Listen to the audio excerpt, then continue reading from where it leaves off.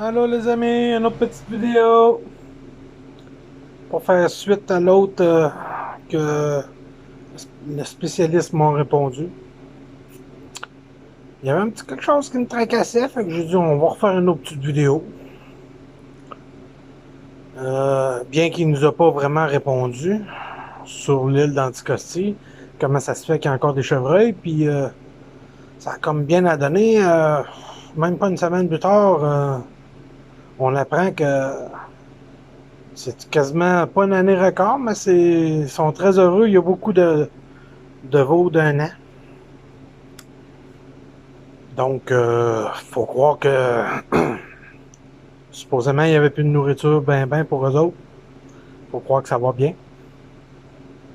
Faut croire que le cerf est capable de s'adapter à bien des situations. Hein? Donc, le support de l'habitat, on peut se le fourrer où ce que je pense. Et oui. Puis dans sa réponse, il m'a parlé que j'avais rien vu, que les chiffres étaient au bout de 5 ans vont sortir, que j'en reviendrai pas. C'est quand même étonnant qu'ils sachent déjà les chiffres, compte tenu que personne ne les sait. Mais bon, faut croire que c'est lui qui s'occupe de ça. Donc, ça sera pas étonnant que les chiffres aillent en sa faveur, aillent dans son sens. Mais ça, ça fait longtemps qu'on le sait, là. En quel bord que les chiffres vont aller. La seule chose que je trouve vraiment ridicule et drôle, c'est que je pourrais fouiller et vous le trouver, là. J'ai sûrement la photo de ce commentaire-là, c'est sûr. Il m'a déjà dit que le ministère ne savait même pas la quantité du cheptel. Il ne savait même pas le cheptel, le nombre de chevreuils qu'il y avait, il ne savait même pas le ministère. Donc, leur chiffre, j'aimerais savoir sur quoi ils vont se baser si le ministère n'est même pas capable de savoir le cheptel qu'il y a dans le 6. Donc, ils vont se baser sur des chiffres erronés pour donner des chiffres erronés pour finir avec des chiffres erronés. Mais c'est vrai que des chiffres, ça paraît bien, puis mais il n'y a rien de plus facile que de faire mentir des chiffres. C'est très, très, très facile, hein? Donc, c'était un peu ça, cette petite vidéo-là. Je trouvais ça drôle, tu sais. Je sais pas sur quel chiffre ils vont se baser pour savoir qu'ils ont plus de morts, moins de morts, euh, alors que tu sais même pas le nombre de chevreuils qu'il y a. Ah, à moins qu'eux autres ils le sachent. Peut-être qu'eux autres, vu que c'est des spécialistes, ils savaient peut-être le nombre. Ils ont tous compté 1, 2, 3, 4, 5, 6. Ils ont compté le nombre de chevreuils qu'il y avait dans 6. Ça se peut. Mais j'en doute fortement.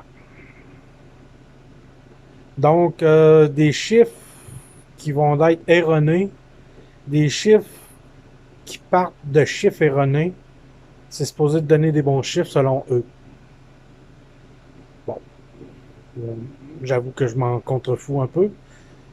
Entre la réalité et les chiffres, il y a un monde. Il y a vraiment un monde. T'sais, on le voit avec l'île d'Anticosti et tout ça. Fait que, c'est un peu ça, cette vidéo-là. Je voulais vous rappeler que les chiffres, là, il arrête pas de me dire, même tu me montres des chiffres, moi, te croire.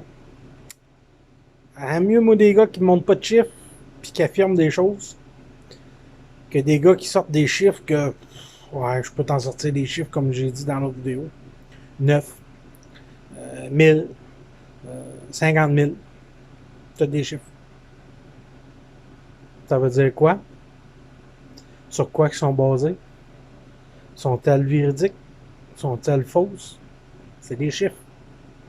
Tu peux faire dire ce que tu veux à des chiffres. Donc, basez-vous sur ce que vous voyez sur vos territoires. Pour vous montrer jusqu'à quel point que c'est vraiment la baisse du cheptel qu'ils veulent. Là, c'est rendu qu'ils parlent de donner le droit à 2 chevreuils. Puis obliger ceux qui ont un permis de femelle. par tirage au sort, de tuer une femelle. Ça, je savais que ça allait venir. J'en ai déjà parlé. Et je vous le redis, je le savais. Pourquoi? Parce qu'ils sont aperçus que les chasseurs sont tellement brillants qu'ils prenaient des permis de femelles pour sauver les femelles. Parce qu'il n'y a pas trop de chevreuils. Les chasseurs le savent, ça. Et oui, ils savent. Puis ils savent aussi que la théorie que... Ah, parce que j'ai su que comment que le grand spécialiste calculait pour tuer des femelles. Ouais. Parce que je connais des gens qui ont été quand même sur leur formation. Puis, lui, là, ben, je vais parler de ce spécialiste sans le nommer. Ce spécialiste-là, s'il y a 5 spikes, il tue 5 femelles. Puis dans sa formation, qui coûte les yeux de la tête, puis que quand quelqu'un m'a dit ça, j'ai failli y rire en pleine face, dire, surtout, surtout qu'il m'a dit qu'il n'avait pas appris grand-chose. Dans sa formation, le monsieur, il compare son terrain au voisin, puis il dit, regardez, son voisin, il y a plus de chevreuils, c'est ci, puis c'est ça.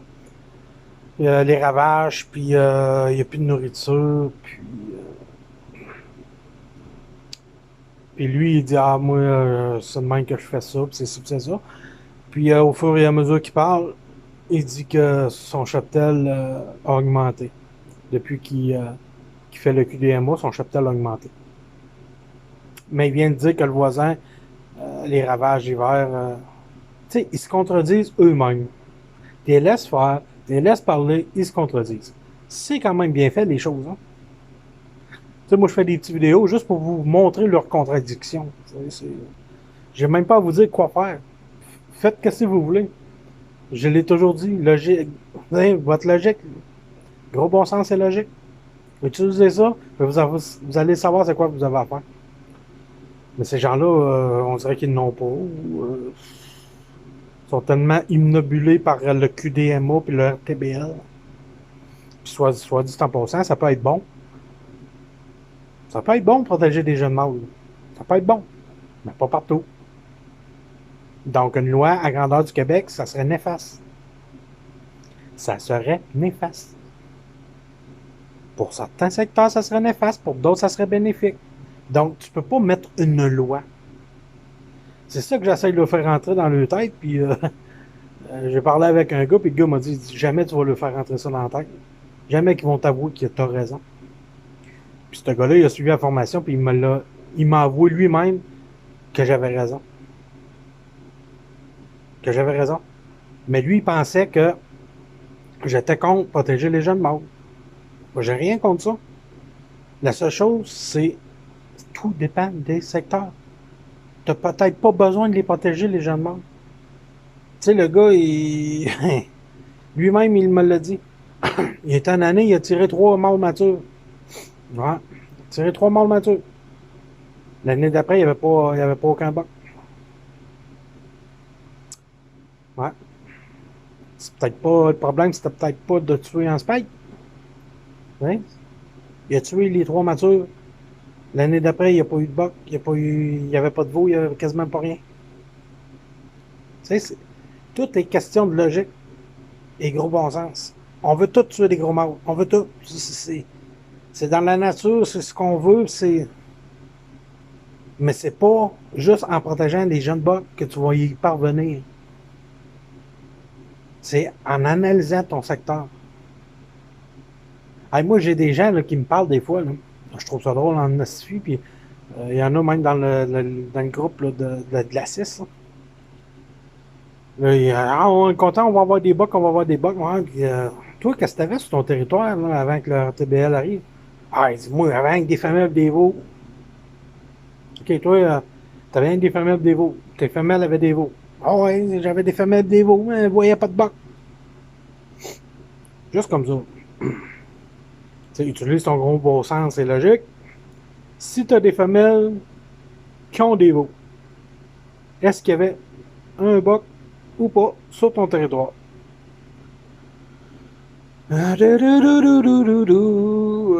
Oui, il y avait un bac. Les gens, là, tu sais, certains spécialistes trouvent que j'étais un imbécile, c'est ainsi, c'est un ça. Moi, je trouve ça drôle.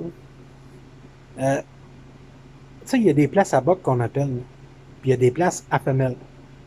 Si tu es stationné dans une place à femelle, peut-être que tu verras jamais de bac. J'ai parlé avec le même gars que je vous dis, puis lui, il a posé des Kodaks un peu partout, puis c'est vraiment un bon chasseur, puis ça fait des années qu'il chasse, puis en tout cas, il a suivi le cours du QDMO, il essaie de se perfectionner, il essaie c'est vraiment un bon chasseur. Puis lui-même s'est rendu compte que, ouais, des fois, là, t'as des mâles, là, tu vois même pas ces Kodaks. Tu mets des pommes, des carottes, puis tu vois même pas. Ils passent à 50, 100 pieds, 200 pieds des pommes. Tout le temps, ils passent. Ils y vont. Mais ils vont pas aux carottes ni aux pommes. Ils font juste passer. Parce que, tu sais, là, certains pensent qu'on met des pommes et des carottes, là, puis on se stationne là, puis qu'on fait rien, là. On marche aussi, là. En tout cas, moi, je marche. Fait que ceux qui mettent juste des pommes et des carottes, puis qui marchent pas, puis qui disent, ah, j'ai pas de boc, puis ils se font au Kodak, ben, soit vous êtes à une place de femelle, ou soit que les mâles passent, mais passent plus loin. Vous ne les voyez pas sur les caméras, vous ne les voyez pas de vos yeux, mais ils passent. Souvent, une méthode, c'est d'observer les chevreuils. Moi, j'ai vu ça souvent, de voir des femelles, des veaux, beaucoup. Tu sais, une journée, là, ils regardent dans une direction, puis ils sont plus nerveux que d'habitude. Quand il y a un mâle dans le coin, moi, vous dire, les femelles, les veaux sont plus nerveux. C'est quasiment automatique. Euh, tu observes un peu où ce qu'ils regardent, la direction. Moi, ça a déjà arrivé à 100 pieds, 200 pieds plus loin. Je voyais passer un nombre. Le moment donné, dans une éclaircie, hop, je voyais comme passer. Crème, j'ai dit, ils vont venir, il s'en vient. Il a fait un rond, mais il va, tu sais. Mais non, il a juste passé. Écoutez, les box sont de plus en plus intelligents. Fait que, tu sais, là, ils sont plus chassés. Ben, sont pas plus chassés, mais les femelles aussi sont intelligentes. Mais les femelles vont se garrocher sur la nourriture. Les mâles, non. Les mâles vont observer, vont analyser avant d'aller manger, ils vont y aller de nuit, puis éventuellement, tu peux peut-être le pogner de jour. S'il n'a jamais été dérangé à un endroit, peut-être que tu vas le pogner de jour. Donc, tu sais, c'est pour ça. Observez vos territoires. C'est avec ça. C'est pas avec une loi, comme je vous ai dit. La loi du RTBL, c'est inutile. Inutile. C'est pas bon. Tu peux pas faire une loi à grandeur du Québec. Là, ils l'ont fait à grandeur de la 6. J'ai des gens que je parle dans 6, que dans le secteur, c'est pas bon. Il n'y a plus de femelles. Il ne voit pas de femelles. Ah, il y a 2-3 bacs. Mais il dit, j'ai plus de femelles. Il dit, j'ai aucune relève. Il y a des 3, 4, 5 points. Mais j'ai plus de relève. Je fais quoi? Tac. Donc, tu fais quoi? T'as plus de relève, ça va pas bien, là. Tu sais,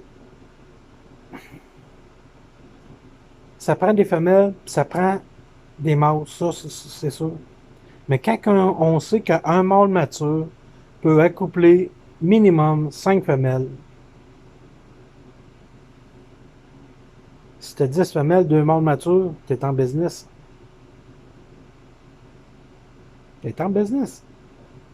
Puis si tu as 2 mâles matures, puis tu as 10 femelles, assure-toi que tu vas avoir des spikes au travers. Si tes femelles-là vont avoir des veaux, ils vont avoir des spikes. Là, je sais ce qu'ils vont me dire. Les spikes vont se faire pousser par les femelles. Ouais. Mais c'est parce que si ton voisin le fait, puis l'autre voisin le fait, puis l'autre voisin le fait, ça va faire en sorte que tu vas en avoir des parts. Là, ils vont me sortir le fameux habitat. Le support de l'habitat. Il y a trop de chevreuils. Ils vont vous sortir, moi, l'île d'Anticosti. Donnez-moi la réponse pour l'île d'Anticosti, là.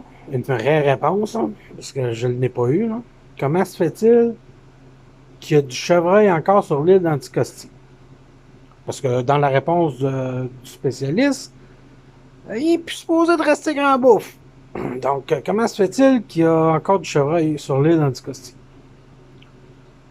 Peut-être qu'un jour, on aura la réponse. Moi, la réponse que j'ai eue, c'est d'aller lire sur l'habitat. Puis, même pas une semaine après, j'ai appris des femelles avec des veaux, il y en avait à tonnes cette année sur l'île d'Anticosti. Pourtant, on a eu une grosse hiver. Faut croire que la nourriture est pas si bien que ça, hein? Puis, tu sais, le monde fait confiance à ces gens-là. Là. En tout cas, continuez à leur faire confiance. Ils s'en vont dans la bonne direction. Donc, c'est un peu ça mon petit vidéo. Tu sais, des chiffres erronés. Pourquoi je dis qu'ils vont être erronés? Parce que la base est erronée. Puis ça, c'est pas moi qui le dis, c'est eux autres. Puis je peux vous sortir à un moment donné la photo. Je suis certain que je l'ai encore de cette discussion-là. Que le ministère eux-mêmes ne savait même pas le cheptel qu'il y avait de chevreuil. Dans 6, dans 7, dans 8, dans... Ils ne savent pas le cheptel. C'est des approximatifs. Donc, ils se basent sur des chiffres erronés pour donner d'autres chiffres erronés. Puis là, s'ils viennent me dire, ben, on va se baser sur ce que les chasseurs vont tuer. Hein? Là, moi, lui sortir des méchants arguments.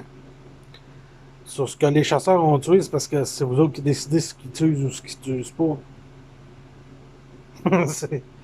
En tout cas, c'est pour ça que j'ai hâte que les chiffres sortent. Très, très, très hâte. Je peux vous dire qu'on va s'amuser, les amis. Oh, qu'on va s'amuser avec ces chiffres-là. Eh ouais, on va s'amuser en baptême. Donc, c'est un peu ça mon petit vidéo. Un peu moins humoristique que le précédent. Parce que le précédent, c'était vraiment drôle, là, la réponse. Donc, mais je vais essayer de les faire plus humoristiques un peu. J'aime ça. Je trouve ça drôle. C'est tellement ridicule que ça en est drôle. Fait qu'on va faire des capsules humoristiques un peu plus. Ouais. On va y aller plus dans l'humour. Avec des bonnes jokes de spécialistes. Donc, c'est un peu ça mon vidéo. Je vous laisse là-dessus. Puis là, la chasse s'en vient. Moi, vu que je ne vais pas à la chasse, je vais tester des produits. En finissant, là, je vais vous dire ça. Je vais tester des produits. Vu que je ne vais pas à la chasse en cause du registre, je veux boycotter la chasse au chevreuil cette année. Donc, ouais, on va essayer tester des produits. On va tester des grandes marques. On va tester. Là, j'ai fait venir un produit à Gratix, je pense. On va tester ça. À ce qui paraît, Louis Gagnon l'a testé, puis il permet à cette compagnie-là de tester à certains endroits de chasse à Louis Gagnon. Puis à ce qui paraît, ils ont eu des bons résultats. Donc je vais les tester, puis je vais essayer de mettre des caméras pour que tout le monde puisse voir les résultats. Puis je vais spécifier la marque parce que j'ai pas de marque. Moi, je suis pas pro staff pour personne. Je suis simplement un chasseur. Puis je le dis assez souvent, je suis simplement un chasseur. Tu sais, qui a beaucoup d'années derrière la cravate quand même. Il y en a qui en ont plus que moi. Donc j'aime ça, essayer des nouvelles affaires, essayer d'être différent de certains chasseurs. Parce que maintenant, c'est là qu'on a du succès, c'est quand tu es différent de certains, que tes voisins. Si tu es différent, produit, différent. Donc, je vais tester tous ces produits-là. Puis, je vais vous tenir au courant dans le groupe de chasse sur Facebook. Fait que là-dessus, je vous laisse, puis on se revoit très bientôt, c'est sûr. Puis comme je vous ai dit, n'oubliez pas les amis, gros bon sens et logique. Observez ce que vous avez sur votre territoire. Puis laissez-vous pas dire ce que vous avez à tuer par un spécialiste ou non d'un autre secteur. Fait que là-dessus, bye!